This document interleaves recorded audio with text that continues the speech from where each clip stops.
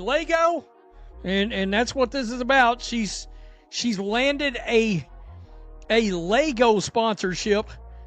I mean, Lego may as well just taken that money and just lit it on fire. Just light it aflame. Because Paige Becker's not drawing anybody to buy Legos except for a very, very, very, very small portion of basketball fans. That raw, gut-level reaction says it all about the WNBA today. One player is pulling in 20,000 fans a night, raking in $50 million in endorsements, while another is being hailed as the league's next big star despite averaging 7 points. The gap between the marketing story and the real-world numbers has never been this stark, and everyone watching can feel the tension crackling in the air. Paige Bueckers is making an unprecedented off-court impact on the WNBA. Really? Paige Becker is already one of the most hyped and highly anticipated players in the WNBA years before she was actually drafted number 1 overall in the 2025 draft. Becker's skills on the court are undeniable. Her potential to continue to grow is vast. My goodness. Okay. But Beckers has been making off-the-court moves that are unprecedented for a WNBA Let's lay player. out the facts, because numbers don't lie, even when headlines try to rewrite the story. Paige Becker signed with Lego in January 2025, joining deals with CarMax and Fanatics, and the media framed it as unprecedented off-court impact for a WNBA player. Unprecedented compared to what exactly? Caitlyn Clark had already signed an 8-year, $28 million deal with Nike before even stepping on a professional court. She also holds partnerships with State Farm, Gatorade, Wilson, and Xfinity. Unprecedented clearly doesn't mean what some outlets think it does. During Becker's rookie season, the Dallas Wings averaged 7,273 fans per game. Meanwhile, the Indiana Fever had to move multiple games to larger venues because Clark was drawing crowds that surpassed their home arena's capacity. American Airlines Arena, where the Dallas Mavericks play, hosted exactly 0 Wings games. But you can probably guess whose matchups got bumped to NBA arenas. Let me stop right there. That's a lie. Unprecedented to who? You've seen how many sponsorships Caitlyn Clark's got? Did you see that Nike ad? From anywhere? Last I checked, 50 million. Come on. Stop it. Stop it. In fact, I don't know that I can handle much more of this BS. The marketability that has continued to be a major factor in Becker's professional career as well is, of course, her UConn ties up there. Announced several partnerships. Here's where like it gets really revealing. The ratings tell the real story behind all the marketing hype. When the Dallas Wings faced the Indiana Fever on ABC in June 2024, the game pulled in 2.1 million viewers. Impressive on the surface until you dig deeper. That wasn't a Paige Becker audience. That was a Caitlyn Clark audience, with the Wings just along for the ride. How do we know? When the Wings played without Clark on the opposing team, viewership plunged to 1.114 million, a 46% drop. Media outlets tried to spin that 1.114 million as proof of strong local or regional interest in Becker. But let's call it what it is. A million-viewer decline shows the audience wasn't tuning in for Dallas. They were tuning in for Indiana and, more precisely, for Caitlyn Clark. Okay, let's just do it. Here we go. Here we go, right here. Paige Becker signs a deal with Lego as she prepares to be the next Nike signature athlete. So here we go, right here. And then there... Okay, hey, why that gotta be Iowa Hawkeye colors? Oh, did I say that out loud? Why is that Iowa Hawkeye colors? Just wondering. I said right there, Lego may as well take that money and just burned it. Let's look at this, folks. Dallas Wing attendance, 7,273. Now, let's confront the elephant in the room. This marketing play wasn't random. Paige Becker hits very specific identity markers that appeal to certain corporate agendas, regardless of actual market performance. She's a UConn product, giving her the backing of the most powerful network in women's college basketball. She's openly gay, making her appealing to brands seeking LGBTQ representation. And she's in a high-profile interracial relationship with former teammate AZ Fudd, adding another layer of marketability in today's corporate climate. None of that is inherently wrong. But when companies prioritize identity markers over measurable market impact, they aren't making business decisions. They're making political statements with shareholder money. Lego isn't putting resources behind Paige Becker because they expect a sales-driven ROI. They're investing in the values she represents. That's their prerogative. But let's not pretend this has anything to do with basketball performance or genuine fan engagement. 1.14 million viewers, indicating strong local and regional interest. Strong local and regional interest. By the way, I talk about agenda. There's your agenda. Paige Bueckers. Guess what? She checks the LGBTQ elemental P box. LGBTQ. Who cares? You know what? The Alphabet Mafia box. Along with the Connecticut, the University of Connecticut The Unrivaled box. League perfectly exposes this dynamic. Launched in January 2025, it's a new 3-on-3 basketball league designed as an alternative to playing overseas during the WNBA off-season, offering 30 players higher salaries and equity stakes. Sounds promising until you look closer. A'ja Wilson isn't playing. Sabrina isn't playing. Sophie Cunningham isn't playing. Angel Reese isn't playing. And most critically, Caitlyn Clark isn't playing. The league's single biggest potential draw. The athlete who actually drives ratings and sells tickets opted out, yet Paige Becker is on the roster, and somehow that's supposed to spark mainstream buzz. 2 days before the launch, social media chatter around Unrivaled was negligible, media coverage was thin, and the public wasn't engaged. Now imagine if Caitlyn Clark had signed.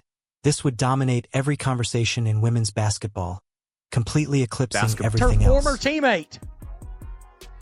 I think her name's AZ Fudd.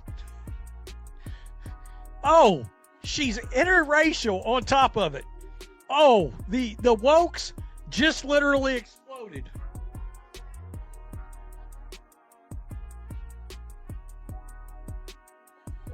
Again, folks, the agenda is thick in this league. And I don't know how the hell Caitlyn Clark is going to be able to dodge that agenda. Because, I mean, the agenda oozes out in the play with running clotheslines and bionic elbows being dropped. This isn't about knocking Paige Becker as a player. Her skills are real. She was the #1 overall pick in 2025 for legitimate basketball reasons. At UConn, she averaged 21.2 points, 5.2 assists, and 4.8 rebounds per game in her final season. She's a gifted passer, reads the floor brilliantly, and has a smooth shooting stroke. Her basketball IQ is high, and her potential is undeniable. But potential doesn't equal immediate market value, and that's the gap these marketing campaigns are trying to paper over. When you hype someone as the next signature athlete before they've proven they can draw crowds or drive ratings, you're not building a brand. You're stacking a house of cards that collapses the moment real performance data arrives. The WNBA has a long history of trying to manufacture stars instead of letting them rise naturally. They pushed Brittany Gourier hard despite her limited mainstream appeal, positioned Lena Delle Donne as a league face even though casual fans couldn't pick her out of a lineup, and poured massive promotional resources into players who never delivered the returns the league needed. I saw this headline. Unprecedented off-court impact, and I was like, the fudge is that? Nah. They're trying to blow that smoke up your ass. Don't be fooled. Don't be fooled. Look, she's got Unrivaled to her whole self. No Asia, no Sabrina, no Sophie, no Angel, and most notably, no Caitlyn Clark. No And then Naficio Caitlyn Clark Collier. arrived, not because the WNBA manufactured her stardom, but because she demanded attention through pure performance and connection with fans. She averaged 27.4 points per game at Iowa, shattered the NCAA Division I scoring record with 3,951 career points, and carried 2 consecutive national championship games to record viewership. The 2024 title clash between Iowa and South Carolina drew 18.7 million viewers, the most-watched basketball game, men's or women's, in 5 years. That's organic star power. That's what happens when elite performance meets magnetic personality and genuine fan connection. Clark didn't rely on identity politics to sell her brand. She didn't need corporate agendas to unlock endorsements. She simply dominated on the court while being authentically herself in front of cameras. The market responded in kind. The contrast with Becker couldn't be starker, and that contrast is making certain people extremely uneasy. Unrivaled is Paige Bueckers. Nobody gives a shit about that league. Nobody's talking about it. They start playing in 2 days. Nobody cares. Well, wait a minute now. How many people do you think would have that circled if Caitlyn Clark was playing in that league Monday? I'm just saying. Tell me what you think. That's why we're here. I mean, they hate us already, so what the bleep. Peace, I'm out. Till next time. Thanks for watching the show. Be sure to like, comment, So here's the and heart subscribe. of it. We're witnessing 2 completely different strategies for building a sports brand collide in real time. One is market-driven. Identify the player who draws the most fans, sells the most tickets, generates the most viewership, and build around them. That's how every successful league in history has operated. The NBA didn't sit in meetings and decide Michael Jordan would be the face of basketball.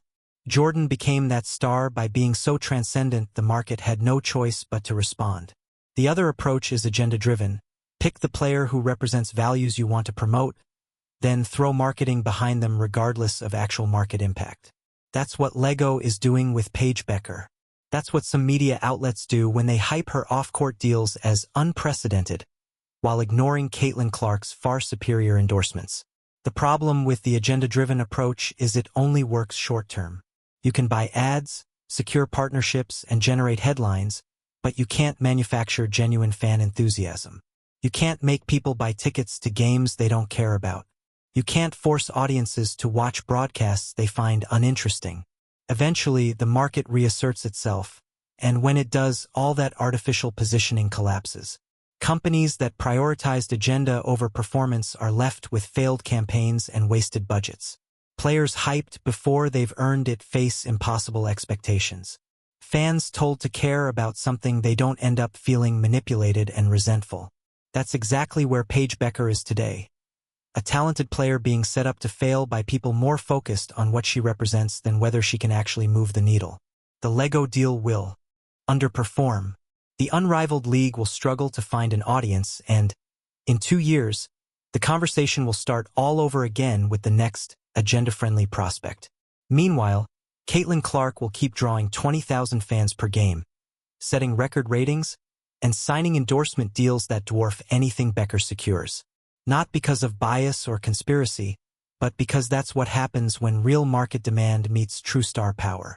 The WNBA can either embrace market-driven star building or keep forcing narratives that don't match reality, but it can't do both. And the longer they pretend Becker generates the same interest as Clark, the more credibility they lose with the audience they're desperately trying to grow.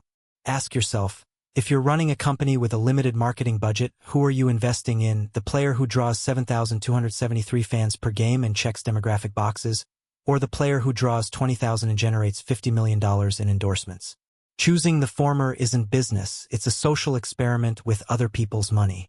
Eventually, shareholders will demand results. When that day comes, all the unprecedented headlines won't matter. The only thing that matters is whether she moved the needle, and right now the data says she hasn't. That's not hate. That's not bias. That's reality.